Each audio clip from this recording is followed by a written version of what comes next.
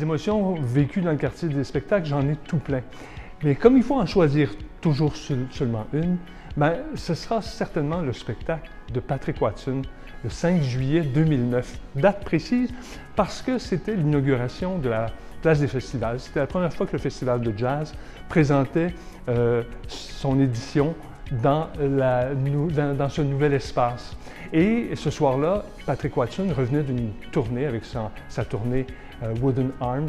C'est un enfant chéri de Montréal et on a vécu un moment vraiment extraordinaire. Il y avait évidemment Patrick Watson avec sa voix toute douce, son orchestre formidable, mais aussi des cuivres, des cordes et une apparition à la fin du spectacle de la Sot Sela qui a chanté avec Patrick Watson Wooden Arms.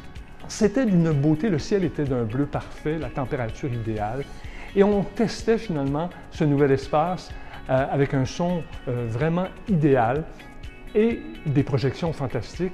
Et on s'est dit, mon Dieu, on est parti pour la gloire. On a beaucoup voulu cette place des festivals, on l'avait enfin, et c'était mémorable, inoubliable. Moi, j'en ai la chair de poule quand j'y repense. On m'a demandé un jour d'écrire l'histoire du quartier des spectacles. C'était pour le 15e anniversaire. Quel privilège qu'on m'a offert là, parce que ça m'a permis de rencontrer, au-delà d'une quarantaine de personnes qui ont travaillé corps et âme à construire ce quartier des spectacles-là.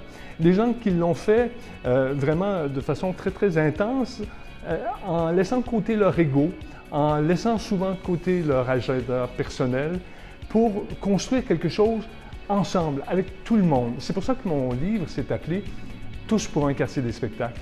C'est quelque chose qu'on a rarement vu à Montréal, des gens qui travaillent ensemble dans une direction pour créer quelque chose d'unique. Parce que le quartier des spectacles, c'est vraiment unique.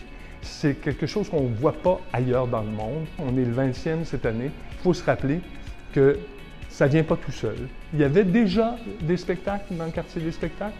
On a appelé ça le génie du lieu.